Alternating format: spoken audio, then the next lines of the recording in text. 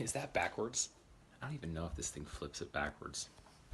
I'm not sure. Anyway, letting others voluntarily evolve. That's what that stands for. But it's love. But I think it might say something totally different when it's flipped backwards. Anyway, what's going on, Heather? What's up? Hey, so a quick little coming to you live here from Nashville. We are got this whole beautiful house to ourselves. It's an Airbnb, and it is awesome. Super excited to get to go to, where's the good lighting here? Super excited to get to go to Funnel Hacking live, and there's so many amazing things happening in my life right now, and I'm so happy. I'm so grateful for the insights, and I'm going to share it right now, the insights. And now look, you're probably going to hear this, and you're probably going to think, I know that makes sense. And truthfully, I've known this, or I've heard it and said I knew it for years, but it doesn't matter, because there's always new levels, new devils. There's always more heights, more frights. You can always take it deeper. And I'm less concerned with learning more stuff on a surface level, and I'm like obsessed with learning a very few things very deeply.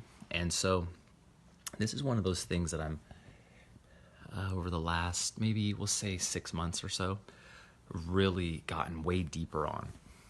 And I'm going to share it right now. So here's what it is. What's up, Sal? Here's what it is. Like, and this makes, it's so obvious. It is so obvious that any other way of operating, any other way of seeing the world just pales in comparison to this simple, powerful perspective that really is working miracles in my life, in my relationships, and like with clients and with friends and like with my kids. It is so amazing. And here's what it is. Check this out. Just imagine a perspective in which there is no, there's no such thing as, okay, how am I going to say this? This will be good. I'll practice saying it, and then you guys can give your feedback. I want you to tell me, those of you who are watching this thing with me live, or even those of you who are watching it on the recording, I want you to just comment and tell me how clearly this is coming across, and also ask any questions, because that'll help both of us, really. It'll help everybody. Because those questions will let me know, all right, that's where it could be said a little more clearly. But check it out. Imagine a perspective in which there's no separation, there's no difference between you and somebody else. If people come on here on my comments all the time and they'll be like, oh, this thing was great, this thing was amazing, my response to them is always the same. You'll notice it. I'll go in there or I'll respond, and I always say this thing. I say, if you spot it, you got it. Right? So if you spot it, you got it. What does this mean? Well, if you can see it in somebody else, then where's the source of it? That might be a little unclear, but if I can see it in you, then it's in me. That's the bottom line. What we're all seeing in other people is really just a reflection back to us of something that we're projecting.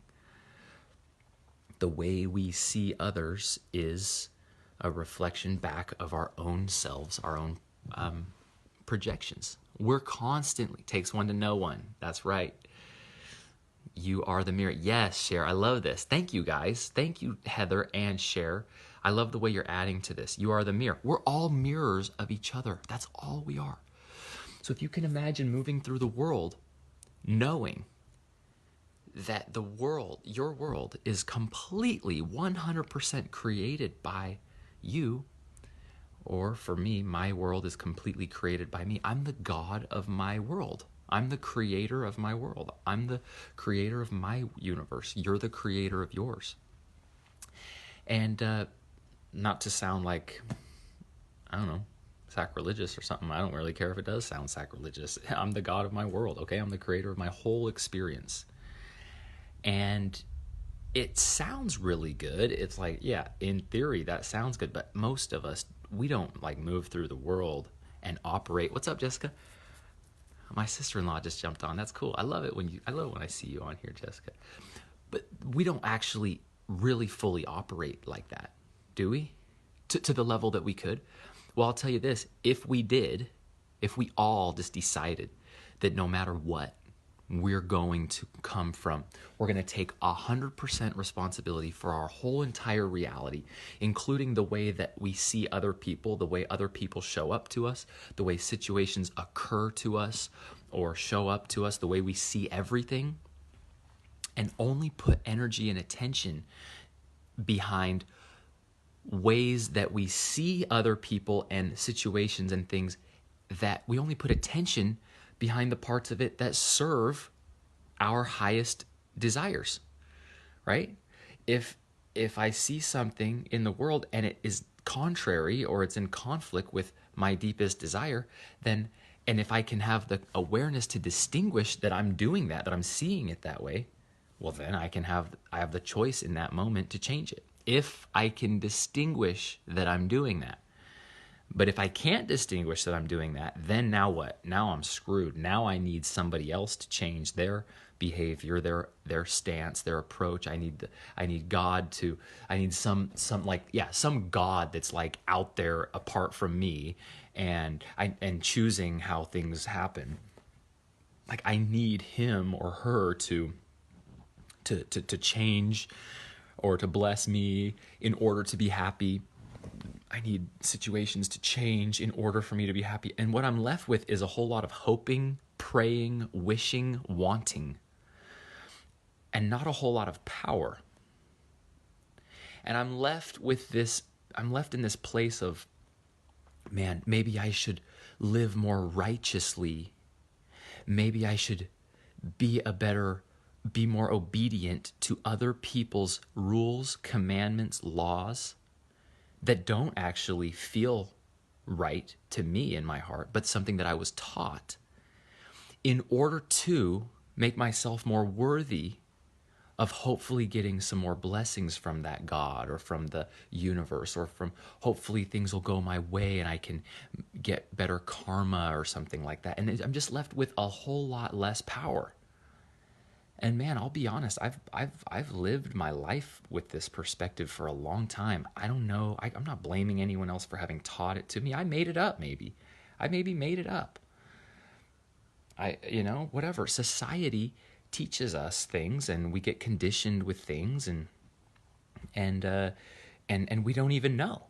I believe that, like, until we're at the age of 21, our life hasn't even really started. We're really just a big ginormous regurgitation of the conditioning of that we have been that we've been underneath, that we've been stuck underneath by society, our community, whatever, the people around us, people who raised us. All of them, Lord bless them, they're doing the very best they could possibly do, so there's no reason to have any type of negativity or animosity towards anybody. And yet it's incumbent upon us to take total responsibility for our childhood, upbringing, conditioning, and change it and change our current reality, because all that matters and all that's real is our current reality, right? And so, and then even when we're 20, 21, even then, like in our whole 20s, we're still like trying to figure out what's true for ourselves, what's our own truth. And I think it maybe for most people it's not even till like we're in the in our 30s that we really kind of grow into our power and realize, like, okay, I'm a 30-year-old man, or I'm a 32-year-old woman, or I'm a 40-year-old woman, or whatever. I'm well past the 20s now. I'm well past my childhood and even past my 20s. And so I really realize that I don't need anyone's love, acceptance, approval like I did when I was 6 or 5 or 4 or 10 or 12 or 15 even, or even 20. Like how empowering is it to really realize that you that we don't need a single person's acceptance or love or anything from anybody else. Like, that to me is so liberating, because I've lived my life with this unconscious need for other people's approval, the approval of my like people in my church, my parents, all these really great people in my life who have the best intentions for me, and yet I'm like holding myself captive because I'm unconsciously needing their approval. Isn't that funny? And I really choose to forgive myself for that, for having done that. And I choose to just change that. And I'm committed to